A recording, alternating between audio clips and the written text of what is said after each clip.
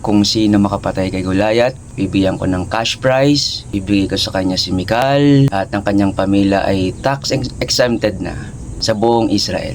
So ayan yung offer ni Saul sa kung sino man makakatalo kay Goliath. It's interesting mga kapatid na in 1 Samuel chapter 17 sabi ni David, aanin ko yung mga bagay na yon. Kung yung gigante, kinukuha niya yung glory ng Diyos ng Israel. I will not fight Goliath because of money, because of cash prize, because I want a spouse. I will fight Goliath just to bring back the glory to the Lord. So bakit tayo lumalaban sa ating mga Goliath sa buhay? Is it for the money, for a spouse, for a fame, or just to bring the glory to the Lord of Israel? And guess what mga kapatid?